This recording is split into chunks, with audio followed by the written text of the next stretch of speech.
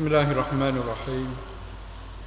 Assalamualaikum warahmatullahi ta'ala wabarakatuh. Alhamdulillahi rabbil alamin. Wassalatu wassalam ala asyrafil anbiya'i wal mursalin wa ala alihi wa ashabihi wa man tabi'ahum bi ihsan ila yaumiddin. Allahumma iftah bainana wa baina qaumina bil haqq wa anta khairul fatihin. Allahumma ja'alna minal ladzina yastami'una al-qawla wa yattabi'una ahsana. Alhamdulillah, seterusnya kita memanjatkan kesyukuran kita kepada Subhanahu Taala kerana dengan limpah kurnia serta rahmat kepada Allah kita masih lagi dapat sama-sama dalam kuliah subuh kita pada pagi ini. InsyaAllah malam pagi ini kita akan sambung tentang kewafatan para sahabat. Dalam kuliah kita lepas kita bicarakan tentang kewafatan Rasulullah sallallahu alaihi wasallam. Dan insya-Allah pagi ini kita masuk tentang kewafatan para sahabat ini. Semoga dengan kita mendengar, kita dapati tentang bagaimanakah para sahabat ini di akhir hayatnya ianya boleh memberi satu pengajaran buat kita dalam kita menjalani kehidupan ini sebelum kita didatangi oleh Malikul Maut.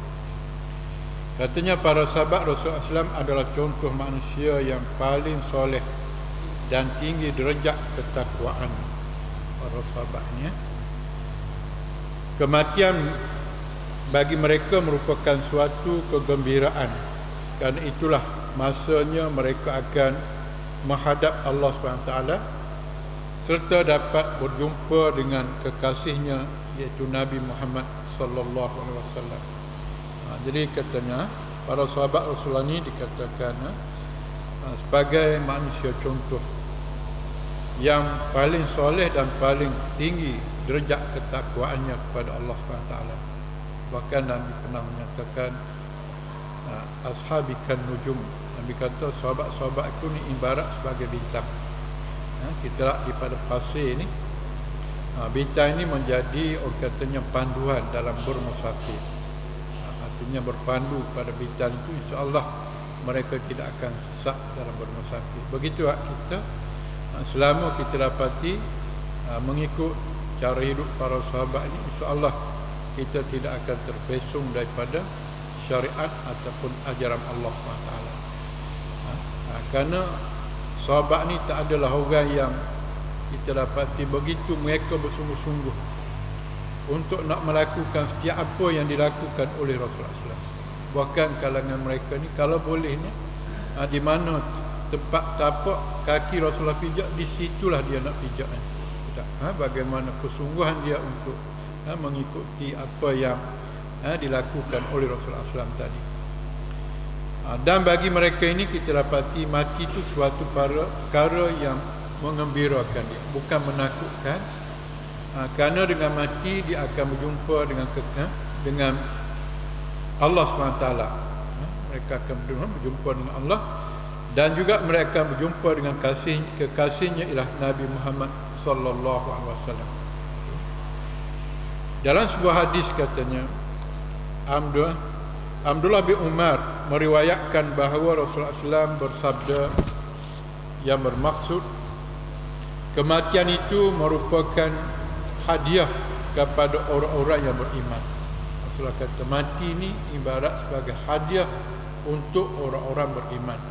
Kerana dengan mati tadi dia akan berjumpa dengan Allah. Dia akan dapat untuk menikmati nikmat-nikmat yang dijanjikan oleh Allah SWT, walaupun tidak sebenar lagi. Sebenar nikmat kita sebenarnya kita dapati ialah nikmat akhirat.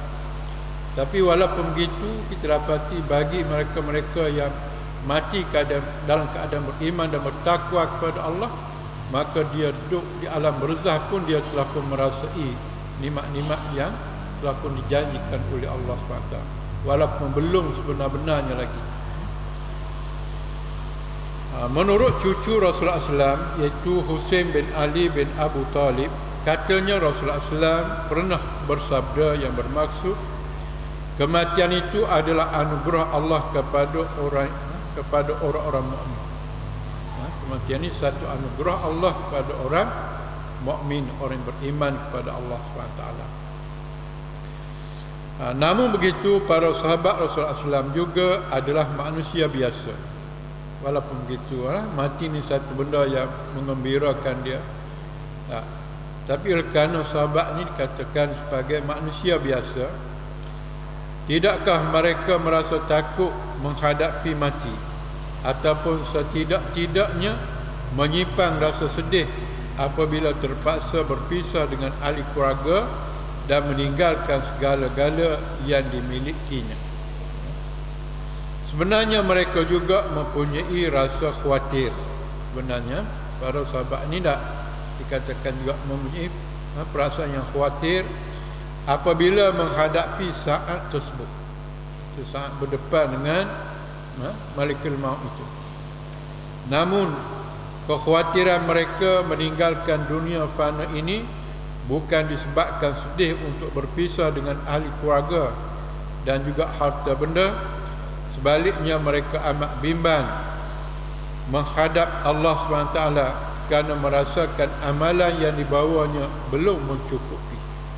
Jadi kesedihan, kekhawatiran yang ada pada para sahabat nak berdepan dengan mati ni, kata dia, bukan kerana kita dapati sedih nak meninggalkan ahli keluarga, nak meninggalkan harta benda, tapi kebimbangan dia, kekhawatiran dia, takut-takut kita dapati amalan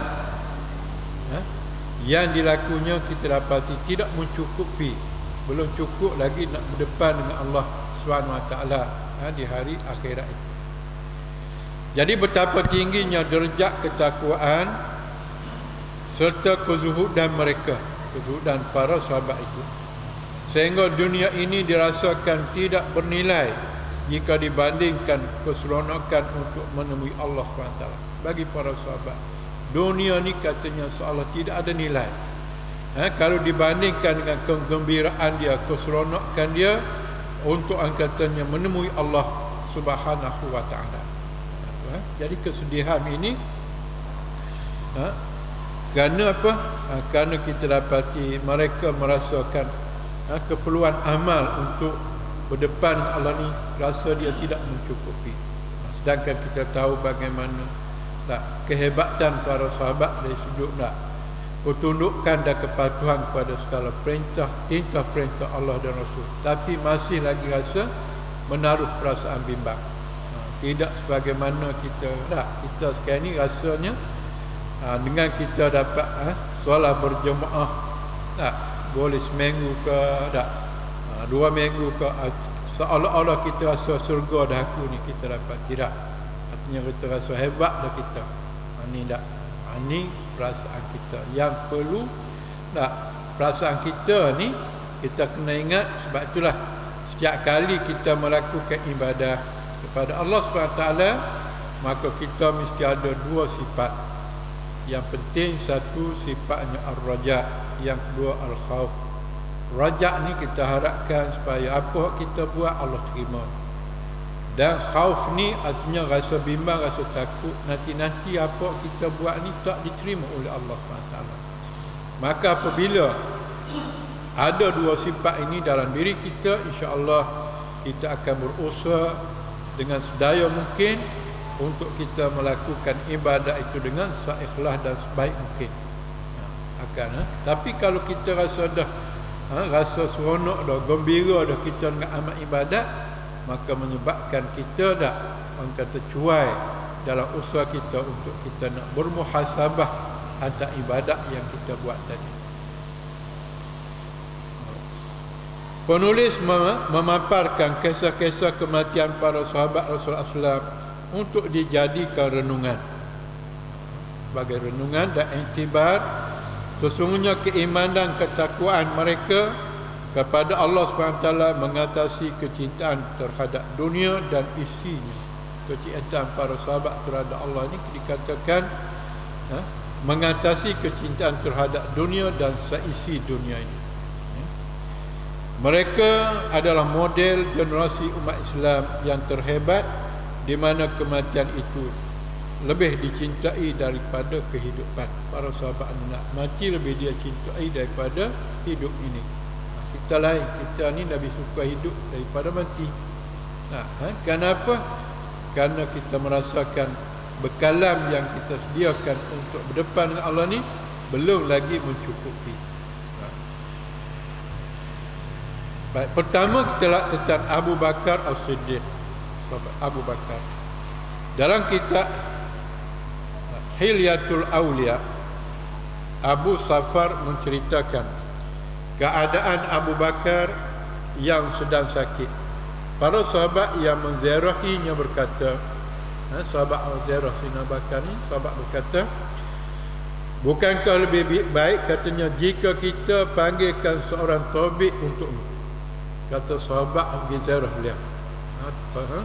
Kata dia adalah lebih baik katanya jika kita ni panggil seorang doktor untuk kamu. Abu Bakar menjawab, Abu Bakar jawab, dia telah pun melihatku. Para sahabat bertanya lagi, apa yang dikatakan padamu? Abu Bakar menjawab, tabib itu berkata, apabila dia pernah datang melihat aku, maka tabib tadi berkata, doktor tadi berkata apa? Dia kata, aku melakukan apa yang aku inginkan, aku buat apa yang aku inginkan. Lalu Abu Bakar membaca firman Allah SWT, khalidina fiha ma damatis samawati wal ard illa ma syaa rabbuk inna rabbaka fa'alun lima yurid. Artinya mereka kekal di dalamnya selama ada langit dan bumi, kecuali jika Tuhanmu menghendaki yang lain.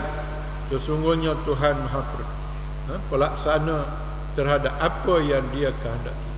Ini Allah menjelaskan. Mereka ni akan kekal di dalamnya, di dalam kehidupan di langit dan di bumi ini, kecuali jika Tuhanmu menghendaki yang lain. Kecuali Allah nak yang lain supaya dia mati, matilah kita dapati. Dan sesungguhnya Tuhan itu Maha pelaksana terhadap apa yang Dia kehendaki ataupun yang apa Dia ingini. Itu kehendak Tuhan. Tuhanlah yang kita dapati, yang mengetahui segala rahsia tentang kematian seseorang. Ini tak manusia tak tahu, hatta Nabi sendiri pun tak tahu, kita dapati. Aisyah menceritakan ketika Abu Bakar menghampiri sakaratul maut, dia bertanya kepada Aisyah, sekarang hari apa? Tanya Sina Bakar kepada Aisyah. Aisyah menjawab, hari Isnin. Sekarang ni hari Isnin. Abu Bakar berkata, aku berharap antara siang atau malam ini, jika malam ini aku meninggal, maka janganlah kalian menangguhkan untuk menguburkan aku sehingga besok hari. Kalau sekiranya aku tinggal malam ni, malam Isnin, malam Selasa, tidak, jangan kamu tangguh untuk buami ayat aku ni sampai besok hari, jangan. Sesungguhnya aku menyukai, kata Sina Bakar, hari dan malam yang hampir sama dengan kewafatan Rasulullah SAW. Aku lebih suka dengan hari dan malam hampir sama dengan kewafatan Rasulullah SAW. Kita dapati Rasulullah SAW wafat pada hari Isnin. Pada hari Isnin kewafatan Rasulullah SAW. Jadi kalau boleh dikata, aku pun teringin kalau boleh rapat dengan hari di mana Rasulullah mati tadi. Ketika saat kewafatan Sayyidina Abu Bakar semakin hampir, Aisyah membaca bait syair yang berikut ini. Katanya, demi Allah, kekayaan tidak diperlukan lagi oleh seseorang apabila nyawanya sudah sampai di leher dan di dada mereka, dada mereka sesak. Kita dapat, artinya kita dapat di sini katanya, demi Allah, kekayaan ini tidak diperlu lagi apabila seseorang itu telah pun nyawanya dek dihalkum. Tak perlu lagi kekayaan sebanyak mana. Di waktu itu apa yang diperlukan kita dapati pahala hasil daripada amal ibadat, hasil daripada amal soleh yang dilakukan. Harta tak laku dah di waktu seperti ini. Lalu Abu Bakar berkata, janganlah kamu berkata begitu, sepatutnya ucapkanlah firman Allah SWT yang bermaksud, ya, Allah SWT berfirman, waja'at sakratul mauti bil haqq dzalika ma kunta minhu tahid. Dan datanglah sakaratul maut dengan membenar-benarnya, itulah yang kamu selalu dah lari darinya, yang kamu tak nak apabila kamu didatangkan oleh malaikat maut untuk mencabut nyawa kamu, roh. Ini memang kamu tak nak. Abu Bakar berkata lagi, selepas kematianku, bersihkanlah bajuku ini dan tambahkanlah dengan 2 helai kain kafan yang baru dan kafanlah. Jadi 3 lapis lah. 1 lapis baju beliau, yang kedua dah kain kafan yang kedua, yang ketiga kain kafan yang ketiga. Dipesan sebagai wasiat, dengan kain itulah akan dikafaninya nanti.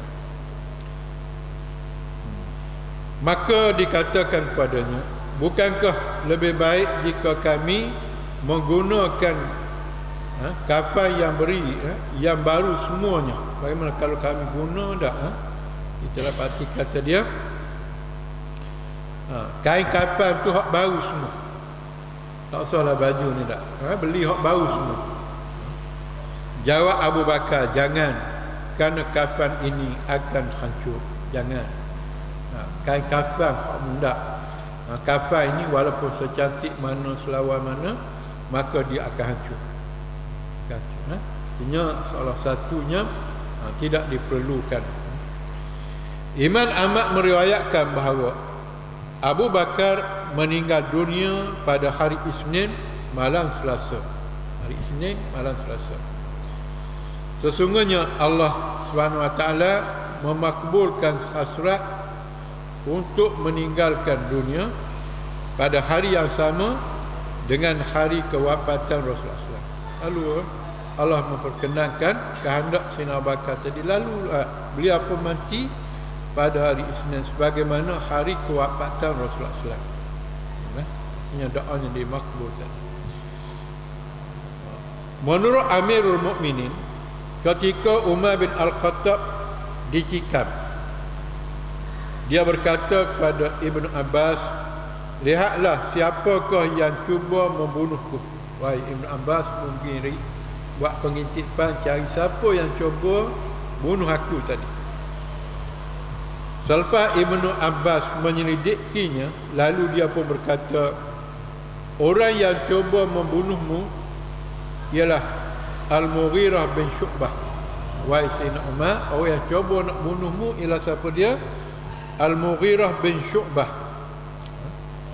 Ibnu Abbas pun berkata, Allah akan melaknatinya. Semoga Allah melaknatinya, kata Ibnu Abbas.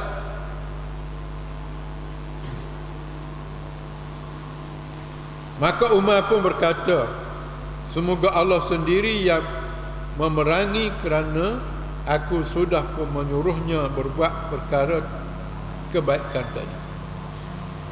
Segala puji bagi Allah yang menjadikan kematianku bukan di tangan seseorang yang mengaku dirinya sebagai Muslim. Di sini kita dapati Sayyidina Abu Bakar, Sayyidina Umar, kita dapati memuji Allah SWT.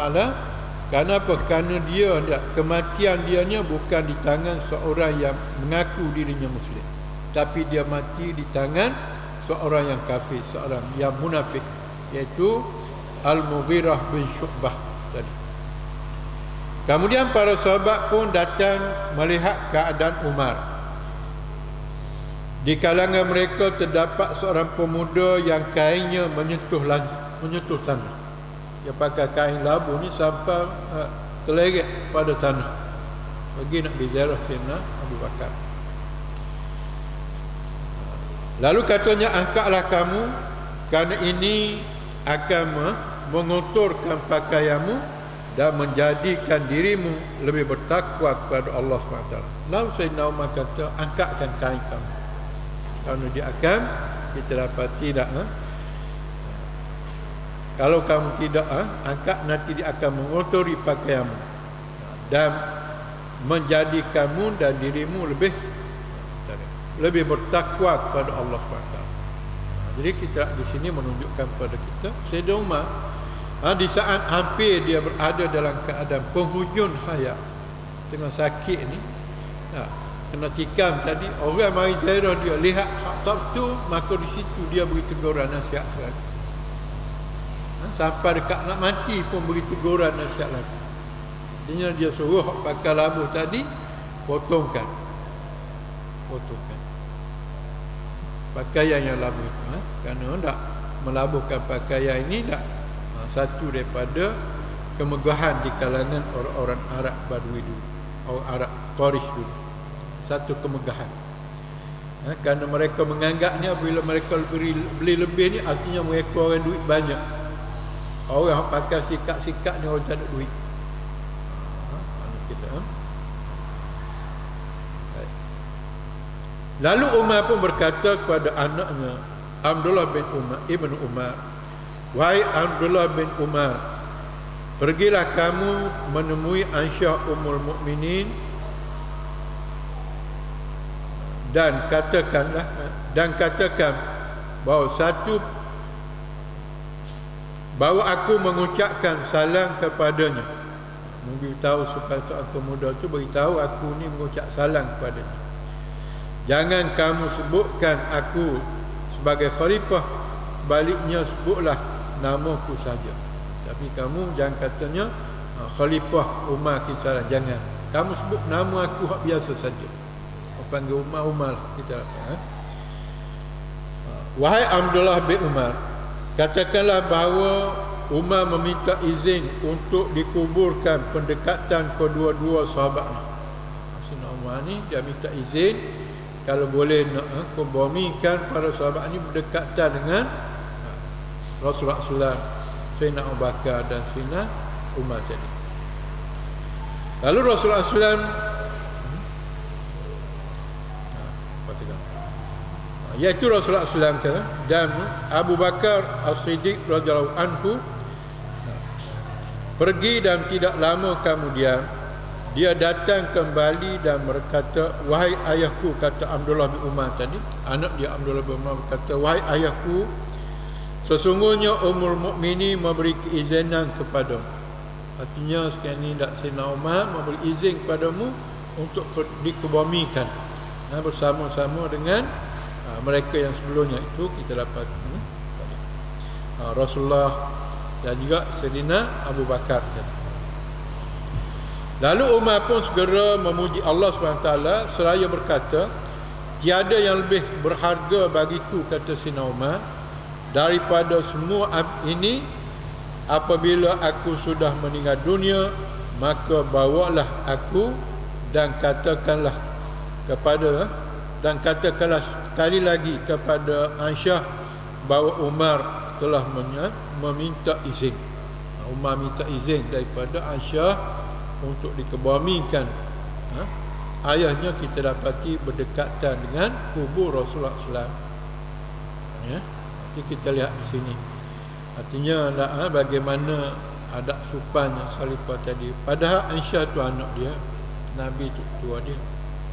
Adab kita dapati tak, dia pergi minta dengan Aisyah supaya mengizinkan dia untuk dia kita dapati supaya dia dapat dikebumikan berdekatan dengan Rasulullah dan Sayyidina Abu Bakar. Maka diizinkan oleh Sayyidatina Aisyah radhiyallahu anha. Itu tentang kematian Sayyidina Umar kita. Jadi kita lihat di situ tadi, di mana di saat akhir pun Sayyidina Umar ni apabila lihat benda yang tidak bertepatan dengan kehendak syariah, maka dia tidak tegan silu untuk memberi teguran. Tak segan silu. Uthman bin Affan, Muslim Abu Sa'id meriwayatkan, Uthman bin Affan telah membebaskan 20 orang hambanya dan memberikan pakaian kepada mereka, iaitu pakaian yang belum pernah dipakai olehnya ketika jahiliah, sedekah, maupun pada masa Islam. Artinya Sayyidina Osman ni sebagai seorang dermawan, bukan saja harta benda, bahkan pakaian-pakaian pun kita dapati beliau suka bersedekah untuk para tentera dan sebagainya.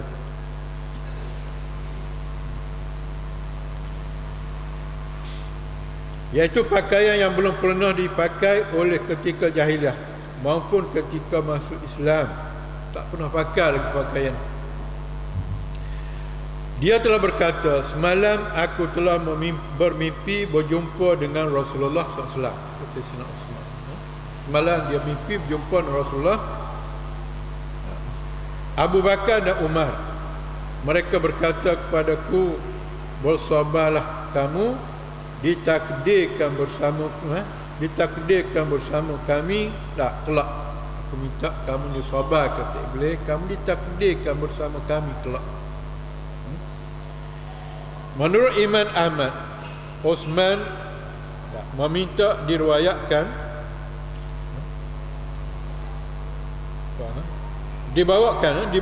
mushaf kepadanya, dia pun membuka mushaf Al-Quran. Itu siapa dia?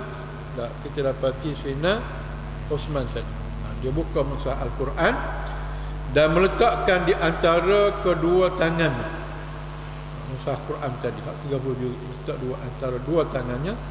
Lalu dia pun dibunuh dalam keadaan Al-Quran berada di tangannya, di kedua belah tangannya tadi kita. Itu kita dapat cerita kematian Sayyidina Osman pun, beliau mati dibunuh. Macam kita dapati Sayyidina Umar juga. Baik. Ali bin Abi Talib.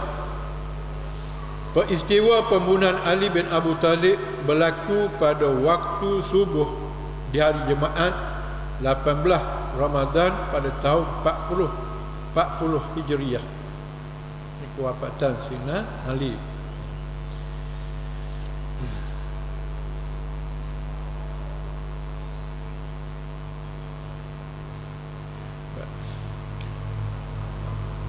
Peristiwa yang menyayat hati ini katanya berlaku ketika beliau sedang mendirikan solat subuh. Artinya Sayyidina Osman ni dah tengah duduk sembahyang subuh. Ada juga riwayat yang menceritakan keadaan pembunuhan itu berlaku pada Ali sedang bersiap untuk mendirikan solat. Dia duduk siap-siap untuk mendirikan solat. Waktu itulah orangnya pergi menikam dia. Iaitu selepas dia mengejutkan kaum muslimin mendirikan solat subuh dan menyerukan kepada mereka, barang siapa dirikanlah solat sebagai Allah SWT memahami kamu semua, merahmati, semoga Allah merahmati kamu semua. Artinya lihat di sini bagaimana Sayyidina Osman mengambil berat tentang solat tadi. Artinya kita apabila dilihat kanak-kanak ni di zamannya silap melakukan solat, lalu beliau suruh mengulangi solat tadi, walaupun berhabis orang katanya tak. Tanpa disedari oleh umat Islam, dalam kegelapan subuh itu seorang laki-laki puak Khawarij bernama Abdul Rahman bin Muljam sedang bersembunyi dan merancang untuk melaksanakan misi pembunuhan ke atas khalifah keempat daripada Khulafaur Rasyidin tersebut. Dah dirancang dan memangnya Abdul Rahman bin Muljam ni dia memang dirancang dia nak bunuh khalifah yang keempat ini.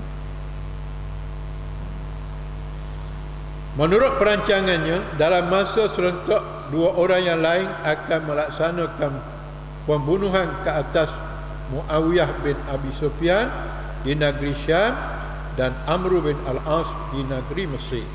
Perancangan ni dalam waktu yang sama mereka merancangkan untuk membunuh 3 kepimpinan yang terkenal di waktu itu, iaitu Abu Sufyan, di mana yang Abu Sufyan ditugaskan di Syam.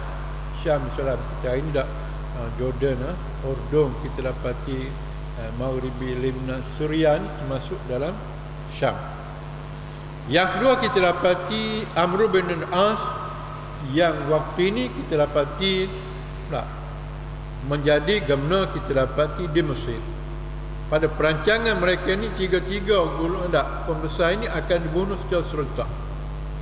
Tapi yang kesempatan hanya satu saja, itu Sayyidina Uthman bin Affan. Hak lain dia tak kesempatan. Baik. Takdir Allah SWT menentukan segalanya ketika rancangan untuk membunuh dua orang selainnya itu menemui kegagalan, iaitu gagal untuk membunuh kita dapati Amr bin al-As dan juga kita dapati siapa dan Abu Sufyan. Dua ni gagal tak. Yang sepatnya bunuh ialah kita dapati Sayyidina Ali bin Abi Talib.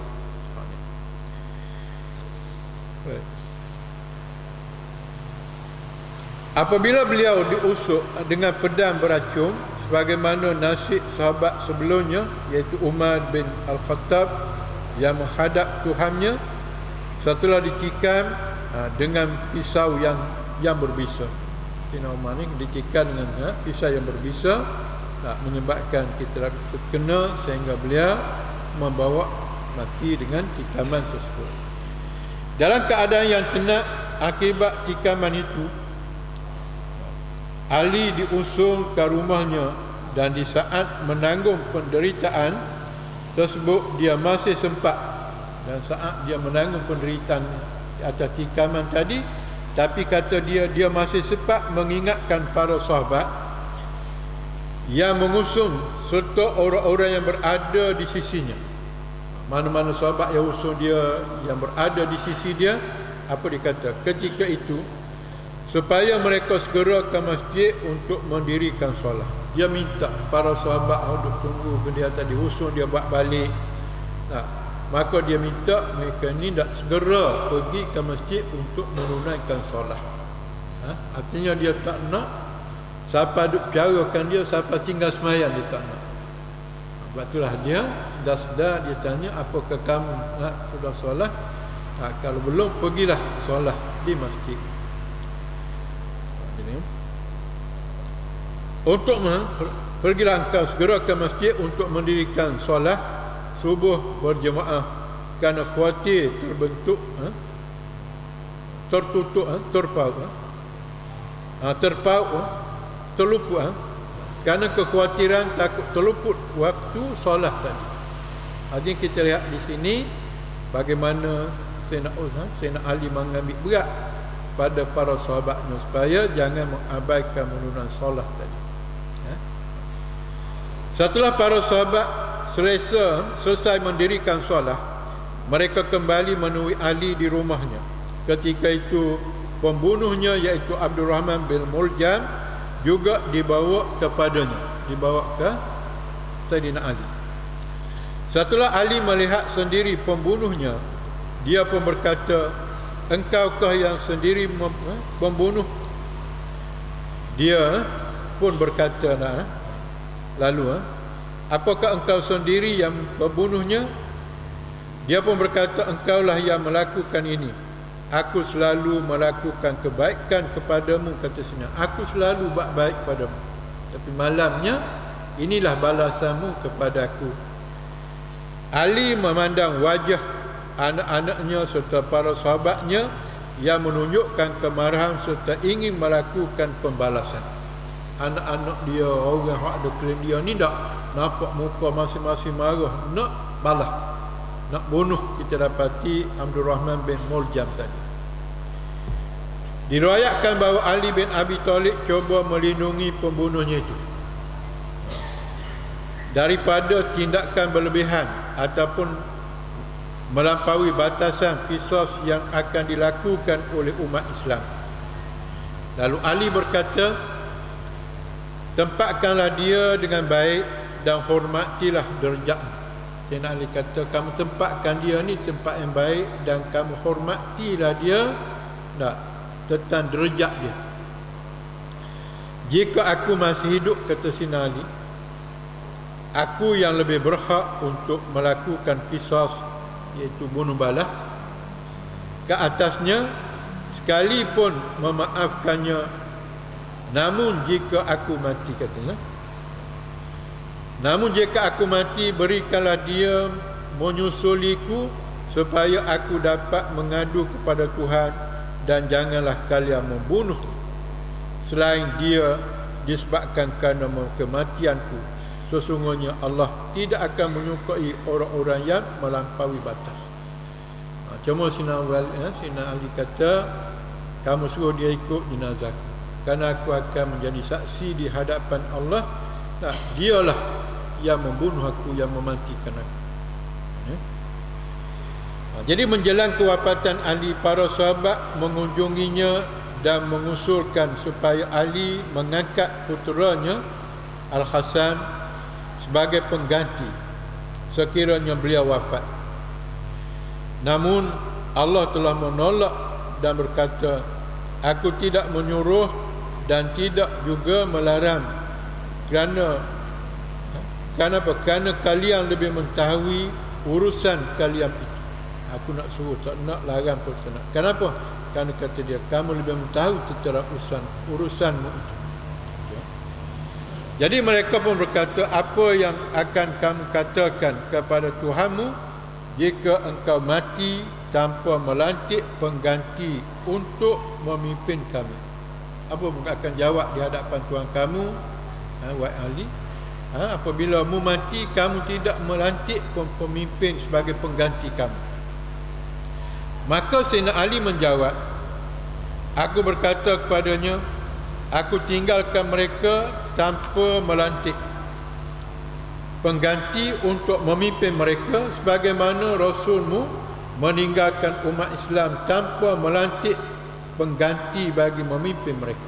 Kata Sayyidina Ali, aku tinggal tak lantik sesiapa, macamlah kita dapati tak, apabila Rasulullah wafat, tak ada siapa yang Rasul kebetulan supaya diangkat menjadi khalifah.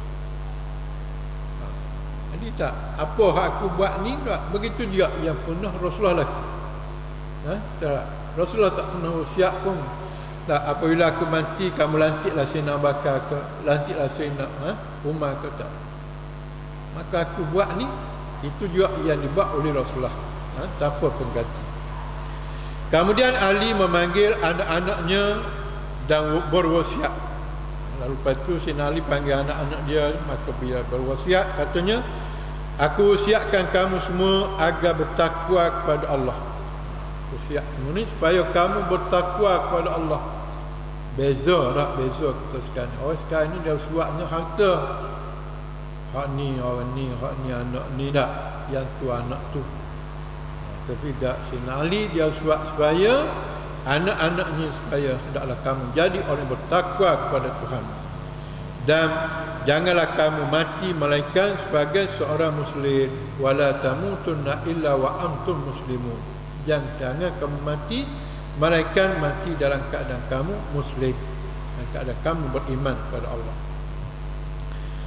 Berpeganglah kamu semua pada tali Allah, hablullah. Artinya tali Allah di sini agama Allah, berpegang. Itu nak wasiat Sayyidina Ali. Dan janganlah bercerai-berai, kerana semua pada tali Rasulullah, kerana semua pada tali Allah. Dan jangan bercerai-berai, kerana aku mendengar Rasulullah SAW telah bersabda, sesungguhnya kebaikan hubungan kekeluargaan itu melebihi daripada solat sunat. Artinya kita lihat, seorang yang kita dapati hidup penuh aman damai di antara ahli keluarga, katanya lebih baik daripada solat sunat dan puasa sunat.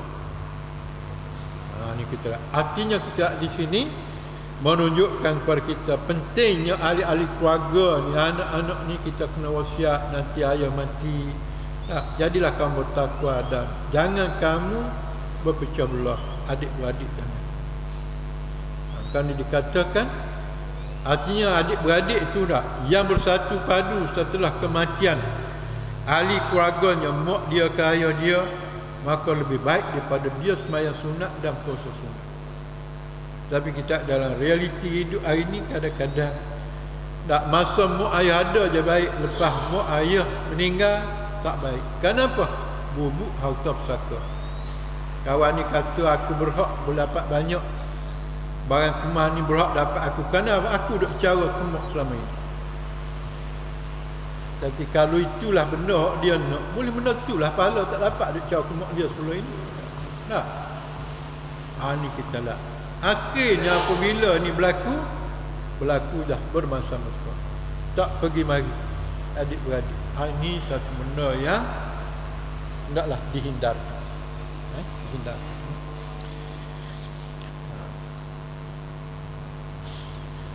Sesungguhnya katanya kebaikan hubungan kekurangan itu melebihi daripada solat sunat dan puasa sunat. Takutlah kamu kepada Allah, dan takutlah kamu kepada Allah mengenai Al-Quran, dan jangan sampai orang lain mendahului kamu dalam mengamalkannya. Dan hendaklah kamu takut pada Allah mengenai Quran, kata Sina Ali pada anaknya. Dan janganlah orang lain mendahului kamu dalam mengamalkan Quran. Jangan. Patutnya kena lebih dulu amal. Jangan orang lain mendahului kamu dalam mengamalkan Al-Quran tadi.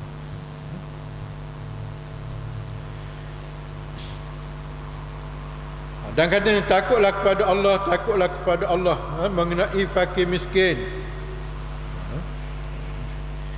Ikutkanlah mereka dalam rezeki kamu. Artinya kalau mau ada rezeki, artinya jangan lupa pada si fakir miskin. Artinya kata Sina Ali supaya si fakir miskin itu ikut serta dalam rezeki. Artinya hendaklah kamu berkongsi rezeki dengan orang-orang yang susah, dengan fakir miskin.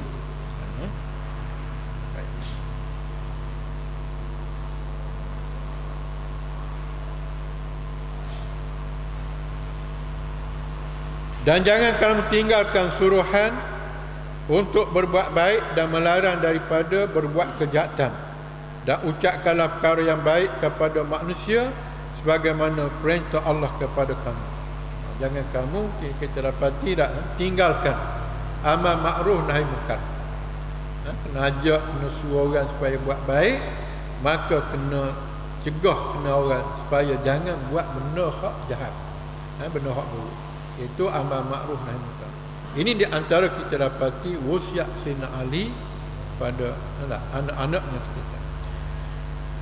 Kamu hendaklah saling berhubungan dan janganlah saling menjauhi.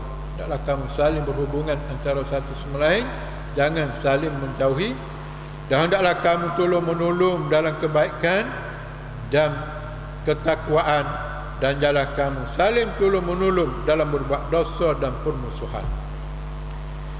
Menurut anaknya Muhammad bin Ali bin Abu Talib, dalam keadaan terluka itu, Ali telah berwasiat kepada anak-anaknya, lalu dia mengucapkan kalimah la ilaha illallah. Lalu Allah SWT pun mengambil ruhnya. Tengah-tengah dia habis wasiat pada anak dia tadi, dia pun mengucap la ilaha illallah, habis nyawa dia. Ini kita artinya sampai saat akhir pun masih sedar. Kita habiskan ya. Satu, Bilal bin Rabah.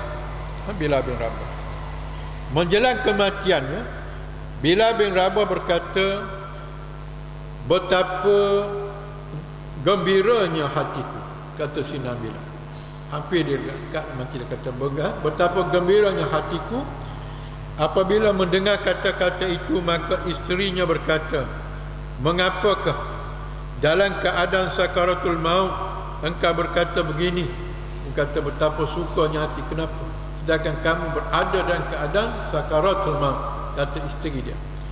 Lalu Bilal menjawab, siapa yang tidak akan merasa gembira, sedangkan tidak lama lagi aku akan meninggalkan alam yang fana ini dan kembali pada alam baka. Tak lama lagi dia kata, aku akan tinggal alam yang fana menuju ke alam baka. Di sana aku akan menemui Rasulullah sallallahu alaihi wasallam yang sangat ku cintai di alam bapa nanti. Ini yang berlaku pada Sayyidina Bilal rahimahullah. Baik. Abdullah bin Mas'ud, Ubay bin Sa'id meriwayatkan ketika hampir meninggal, Abdullah bin Mas'ud menangis sehingga orang ramai bertanya kepadanya, "Kenapa engkau menangis? Bukankah engkau sahabat Nabi SAW?" Lalu Ibnu Mas'ud menjawab, "Bagaimana aku tidak menangis sedangkan aku telah melakukan apa yang dilarangkan oleh Allah dan meninggalkan apa yang diperintahkan olehnya." Kenapa aku tak menangis? Dia kata, hak Allah larang aku buat, hak Allah suruh tinggal. Aku melakukan apa yang dilarang oleh Allah dan aku meninggal apa hak Allah suruh buat.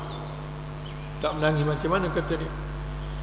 Dunia akan hilang dan yang tinggal hanyalah amalan-amalan yang tergantung di leher semua orang.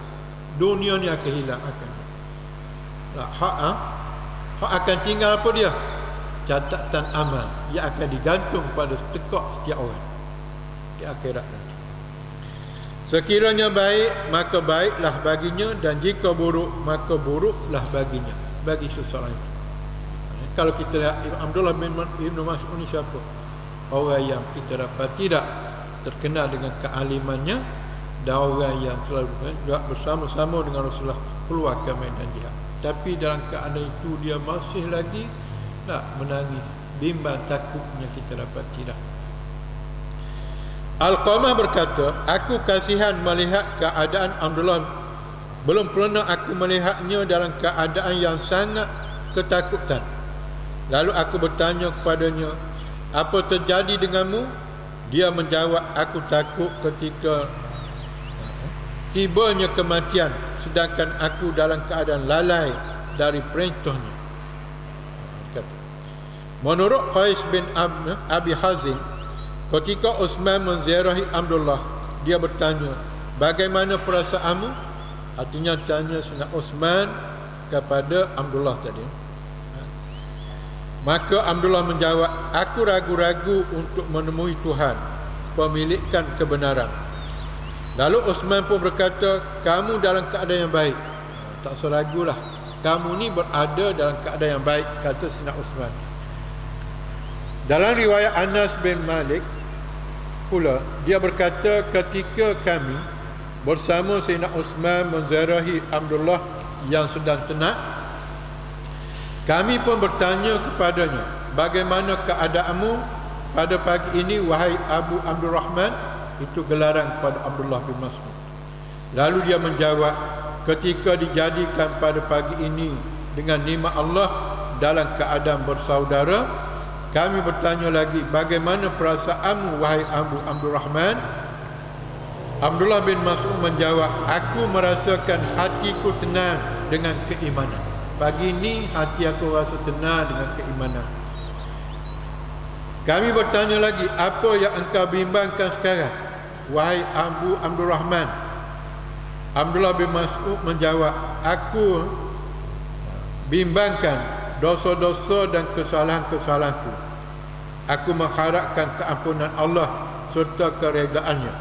Maka kami pun berkata, iaitu kata siapa dia? Kata Sayyidina Uthman dan Malik tadi. Lalu Abdullah menjawab, tabib tidak akan dapat menyembuhkan aku. Kata Abdullah, tabib tak boleh dah nak sembuh aku. Artinya dengan keadaan sedemikianlah kita dapati lalu kita dapati matinya Abdullah bin Mas'ud tadi. Abdullah bin Mas'ud yang kita tahu dia ni seorang sahabat yang cukup taat, tunduk patuh pada Allah SWT. Tapi ada lagi perasaan kebimbangan yang ada pada diri dia tadi. Itulah kita dapati tentang beberapa pengajaran yang kita boleh ambil kesimpulan daripada bagaimana suasana sahabat di saat hampir dengan kematian.